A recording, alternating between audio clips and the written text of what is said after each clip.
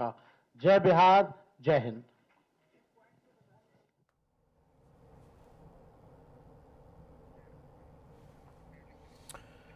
फिलहाल तो तेजस्वी यादव को आप सुन रहे थे। वहां पर महागठबंधन का जो महा मैनिफेस्टो है उसकी घोषणा कर दी गई है। तेजस्वी प्रण का नाम दिया गया और बड़ी बात कही है तेजस्वी ने। उनका कहना है कि हमें बिहार सरकार नहीं बनाना, हमें बिहार को बनाना है, हमें कब्जाना नहीं है। उन्होंने आरोप लगा दिया लगे हाथ कि एनडीए में खासतौर से बीजेपी वो अपने तंत्र मंत्र के जरिए, केंद्र की सत्ता के जरिए बिहार को कब्जाने के लिए आना चाहती है, लेकिन हम बिहार को बनाना चाहते हैं।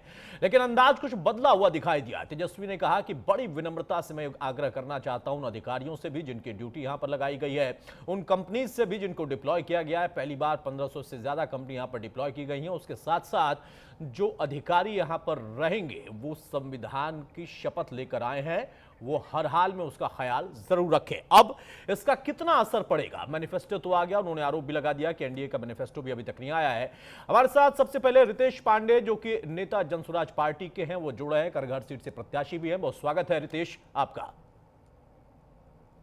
बहुत बहुत धन्यवाद।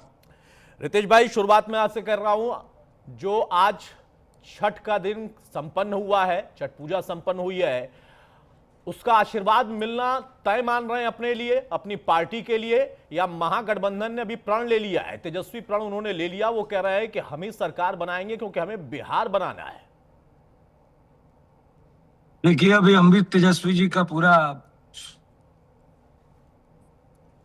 वो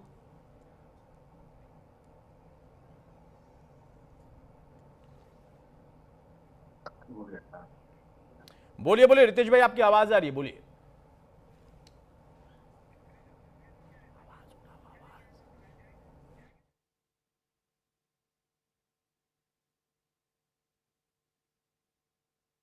सरकार थी, उनकी पार्टी की सरकार थी, तो कितना भ्रष्टाचार पे बात होता था, ये तो जग जाहिर है। तो जो हमारा दल बात कर रहा है, जी। तेजस्वी यादव जी वही बात कर रहे हैं। और जहां तक रही छठ पूजा की, छठ मैया की आशीर्वाद की बात, तो छठ मैया का आशीर्वाद जनसुराज के साथ है। क्योंकि जितने भी हमारे बिहारी भाई जो बाहर के राज्यों में जाते हैं, जिल्लत और जलालत की जिंदगी जीते हैं, जिनको बिहारी शब्द एक गाली की तरह संबोधित किया जाता है, वो इस बार प्रण लेकर आए हैं। और कोई प्रण चले या ना चले, लेकिन जो हमारे बिहारी भाई जो बाहर रहते हैं और छठ में इस बार आए हैं, वो प्रण लेकर आए हैं कि इस बार बिहार में व्यवस्था परिवर्तन होगा और जनसुराज की व्यवस्था बनेगी इस बार। अच्छा, जनसुराज ने एक पूरा मुहिम का स्वरूप ले लिया है। रितेश, आपको खुद क्या लगता है? आप लोग गायक भी हैं, उसका एक बड़ा असर भी आता है।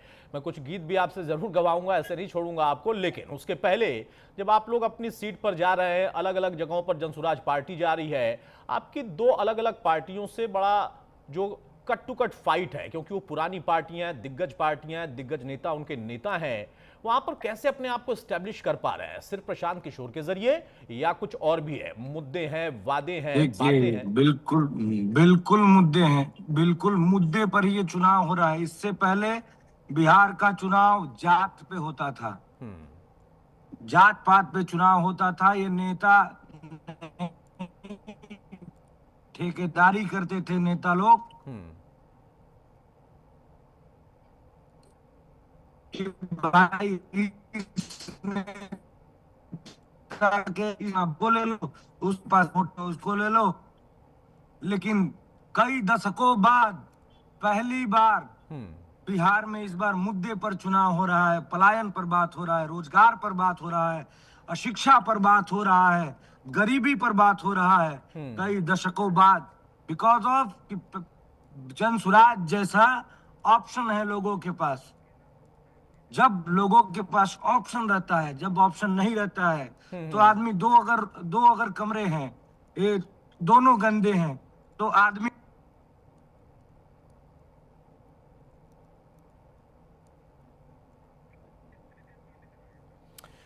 चले, शायद कुछ तकनीकी खामियां हैं, इस वक्त आवाज हमारे पास नहीं आ पा रही है, लेकिन रितेश का कहना है कि देखिए कुछ मुद्दे ऐसे हैं, उन मुद्दों पर इस बार का बिहार चुनाव हो रहा है। रितेश लोक गायक भी हैं, भोजपुरी में अच्छा खासा बड़ा नाम, करगर सीट से प्रत्याशी, और उनका कहना है कि इस बार सिर्फ ऐसा नहीं है कि होने को चुनाव हो रहा है, इस बार चुनाव हो रहा है बिहार के मुद्दों पर। वो मुद्दे हैं जो कि बिहार और बिहार की जरूरतों के मुद्दे हैं, जो बिहार के लोग बाहर जाते थे और शायद कई बार उनके बिहारी होने को लेकर सवाल खड़े होते थे। हालांकि उस पर राजनीति भी चलती रही है, बिहारी का कोई ऐसा दाग नहीं है, बल्कि बड़ी बात यह है कि वो अपने आप में उपलब्धि मानी जाती है। ऐसी धरती से न जाने कितने महापुरुष जन्मे हैं राजनीति से लेकर अलग अलग क्षेत्रों में, लेकिन अब उस मुद्दे से अलग जाकर जो बिहार के और मुद्दे हैं उनके आधार पर चुनाव भी हो रहा है। और जो फाइट है, उस फाइट में आप देखिए कि वहां की पार्टियां, वहां के नेता उनको सबसे ज्यादा तवज्जो देते नजर आ रहे हैं। सिर्फ जाति की बात नहीं हो रही है, बल्कि यह कहा जा रहा है कि अगर हमारी पार्टी की सरकार बनती है तो उसका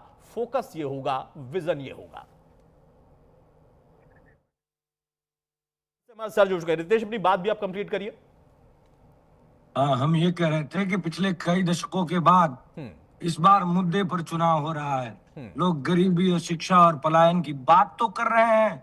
इससे पहले तो जात की बात होती थी सिर्फ, कि भाई हम इस जात के हैं, उस जात के हैं, आपस में बांटकर राजनीति बिहारियों को किया जाता है। जिन बिहारियों को मारा जाता है बाहर के राज्यों में, उनको जलील किया जाता है, उनसे जात पूछा जाता है, उन्हें तो सिर्फ और सिर्फ बिहारी बोला जाता है। लेकिन हम बिहारियों को यहाँ बिहार में जात में बांटकर ये नेता लोग राजनीति करते आए हैं आज तक। और देखिए, शोषित आज भी शोषित है, वंचित आज भी वंचित है, गरीब आज भी गरीब है। लेकिन इन लोगों का नाम लेकर नेतागिरी करने वाले, राजनीति करने वाले लोग खरबपति हो गए, 200-200, 400-400 करोड़ की जमीन खरीद रहे हैं। तो लेकिन इस बार बिहार की जनता ये समझ चुकी है कि अब बिहार में बदलाव करना होगा। एक निश्चित एम वाली सरकार बनानी होगी, जिसका विजन क्लियर हो, जो नेता सिर्फ बोलता नहीं है, उसके पास हर चीज का। अच्छा, अब रितेश इसी बात से अब नया सवाल मैं आपके सामने रख रहा हूं। सवाल यह है कि जब आप कहते हैं कि इस विजन के साथ हमारा एक नेता होगा जो कि मैदान में तो नहीं है चुनावी, लेकिन वो आप सभी लोगों को संगठित करके चुनावी मैदान में लेकर आए हैं, और आप लोगों की लड़ाई है एनडीए से और उसके बाद महागठबंधन से। महागठबंधन ने अपना नेता चुन लिया, तेजस्वी के नेतृत्व में उन्होंने प्रण ले लिया, आपने सुन लिया उनकी प्रेस वार्ता पूरी। अब तेजस्वी ने जब प्रण ले लिया तो उन पर कोई ज्यादा भरोसा क्यों ना करे आपके बनिस्बत? देखिए, हम व्यवस्था के बदलाव की बात करते हैं। देखिए, होता तो विचारों का होता है ना। हम राजनीति में लड़ाई तो विचारों की होती है, आपसी लड़ाई कोई खेत जोतने का तो लड़ाई होता ही नहीं है। तो सबसे पहले ये बताइए कि अभी महागठबंधन का सीएम का फेस अनाउंस किया गया तेजस्वी यादव जी को। उनके गठबंधन में क्या विचारों की सहमति है? अगर विचारों की सहमति है तो करगर विधानसभा सीट पर कांग्रेस भी कैसे लड़ रहा है और सीपीआईएमएल कैसे भी लड़ रहा है? वो दोनों पार्टियां, दोनों गठबंधन की पार्टियां एक ही सीट पे कैसे लड़ रही हैं? जब विचारों की ही सहमति नहीं है तो किस प्रकार का सीएम उम्मीदवार? जब आप विचारों से सहमत नहीं हो रहे हैं तो कैसा आप एक सहमति से सीएम का उम्मीदवार घोषित कर रहे हैं? खाली ऊपर ऊपर से हवाबाजी करना है? अरे, राजनीति तो विचारों का ही खेल होता है ना भैया, विचार ही है। हमारा किसी का पर्सनली दुश्मनी, फाइटा फाइटी थोड़ी होता है। लेकिन वो फ्रेंडली फाइट की बात कर रहे हैं रितेश, वो कह रहे हैं फ्रेंडली फाइट है कुछ सीटों पर। एक तरीके से एक मंच पे आकर आप सीएम कैंडिडेट अनाउंस कर रहे हैं, ये तो धोखा हुआ ना पब्लिक के साथ भैया। धोखा ही है। जब आपके विचार ही नहीं मिल रहे हैं, एक ही सीट पे दो उम्मीदवार खड़ा कर रहे हैं एक ही महागठबंधन से, और यहाँ पे एक के साथ ही मिलकर सीएम फेस अनाउंस कर रहा है, ये क्या मजाक है लोगों को? अच्छा, इस पर कुछ गुनगुनाते हुए अगर आप कुछ बोल देंगे तो ज्यादा मजा आ जाएगा। बेहतर होगा कि इस पर भी कोई ऐसा तंज आए, कोई ऐसी बात आए लोकगीत के माध्यम से, जिसको आप लोग शायद जब प्रत्याशी के तौर पर मैदान में जाते होंगे तो गुनगुनाते होंगे, सुनाते होंगे कि भाई ये कैसी फाइट है, ऐसी भी राजनीति होती है क्या? अरे भैया, जनसुराज के आने के पहले ये लोग ऐसा ही करते आए हैं। अभी जनसुराज के आने की वजह से कम थोड़ा बहुत मुद्दों पर बात तो करते हैं। भले जनसुराज का सुन सुन के सब बतिया बोलते हैं, लेकिन कम से कम बोलते तो हैं। ये जनसुराज का क्या बोलते हैं उसको, असर है। और जहां तक रही गीत की बात, तो एक हमने गीत बनाया है, हाँ। अपने बिहार वासी क्या चाहते हैं, वो गीत आपको सुनाता हूँ। अरे बहुत गीत गा रही जनता है। ही हो मालिक, अब की बात चाहते हैं। जन सुराज है जनता का अधिकार चाहते हैं। रोजी रोजगार चाहते हैं, नया बिहार चाहते हैं। रोजी रोजगार चाहते हैं, नया बिहार चाहते हैं। पढ़ा लिखा हो अपना परिवार चाहते हैं। रुके पलायन यहीं पे हो व्यापार चाहते हैं। रोजी रोजगार चाहते हैं, नया बिहार चाहते हैं। रोजी रोजगार चाहते हैं, नया बिहार चाहते हैं। जय बिहार। बहुत खूब रितेश।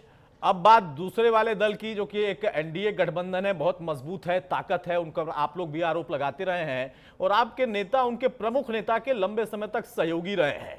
वहां पर नीतीश चेहरा है और नहीं भी है, ये दोनों बातें हो रही हैं। आप लोग भी आरोप लगा रहे हैं, तेजस्वी ने अभी अब लगाया है। उससे आप लोग कैसे लड़ पा रहे हैं, क्योंकि उनके पास सत्ता है, उनके पास भैया, अनुभव है। इन लोगों से हम लोगों को लड़ना ही नहीं है। हम लोगों को लड़ना है बिहार की बदहाली से।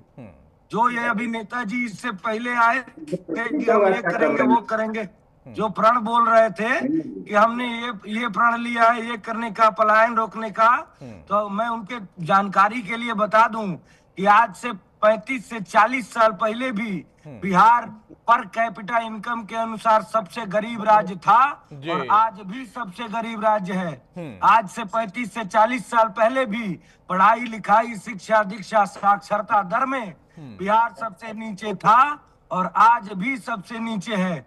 आज पूरे देश में सबसे ज्यादा अगर किसी स्टेट के युवा, किसी राज्य के युवा दूसरे राज्यों में जाते हैं रोजी रोजगार, नौकरी मजदूरी करने के लिए, तो उस पे नंबर 1 पे बिहार है। उसमें नंबर 1 पे बिहार है। जिस गरीबी में कोई परिवर्तन नहीं हुआ, साक्षरता में एक को सीढ़ी ऊपर नहीं उठे, लेकिन जहां नंबर 1 था पलायन में, उस पे एकदम नंबर 1 किए हुए हैं ये लोग। ये लोग क्या बात करेंगे? ये लोग सिर्फ और सिर्फ चुनाव, किस तरीके से चुनाव में कैसे लाभ उठाया जाए, इसलिए बोलते हैं, और कोई इसका धरातल पे कोई कार्य नहीं है हमको दिखता है।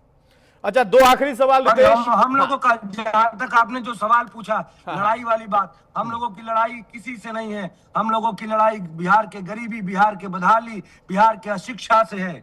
हम लोग बिहार को बदलना चाहते हैं, नया बिहार बनाना चाहते हैं। इस गरीबी और अशिक्षा से जब तक निकलेंगे नहीं, और जब तक ये जात पात की राजनीति, जो ये लोग जात के जो ठेकेदार हैं, वोटों के ठेकेदार, इस जात का वोट इनके पास है, इनको डिप्टी सीएम अनाउंस कर दो, इस जात का वोट इनके पास है इतना, इनको ये कर दो, और सब जात को बटोर के ये कर लो, तक से ये खत्म नहीं होगा। जब तक से हम सबसे पहले एक बिहारी नहीं बनेंगे, तब तक से ये लोग ऐसे ही हम लोगों को बांट कर, ये तो अंग्रेज करते थे, फूट डालो और राज करो। आज भी ये नेता लोग हम लोगों को जो बांटने की राजनीति करके राज कर रहे हैं और अपना जेब भर रहे हैं। 200 करोड़ 400 करोड़ की जमीनें खरीद रहे हैं, बेनामी संपत्ति बना रहे हैं। ठीक है, बड़ी बात आप कह रहे हैं कि आपकी किसी पार्टी, किसी नेता से कोई लड़ाई नहीं है, बल्कि आपकी मुद्दों से आधारित लड़ाई है।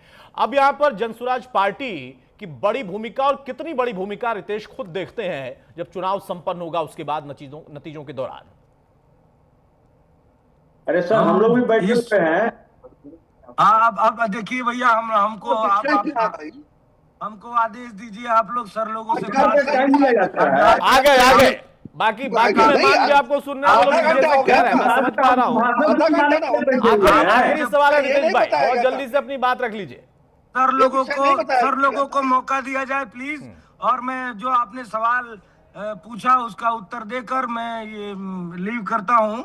जहां तक आपने जनसुराज की भूमिका के बारे में बात की, तो जिस प्रकार से आदरणीय प्रशांत किशोर जी कहते हैं कि इस बार बिहार में व्यवस्था का बदलाव होने जा रहा है, डिसाइसिव बहुमत के साथ जनसुराज सरकार बनाने जा रहा है। चलिए, आपको बहुत शुभकामना। वो नतीजे बताएंगे, जनता तय करेगी। बहुत शुभकामना आपको यहाँ पर हमारे साथ जुड़ने के धन्यवाद। जय निर्देश। बिहार, जय जय बिहार। रवि त्रिपाठी हमारे साथ बीजेपी नेता भी हैं।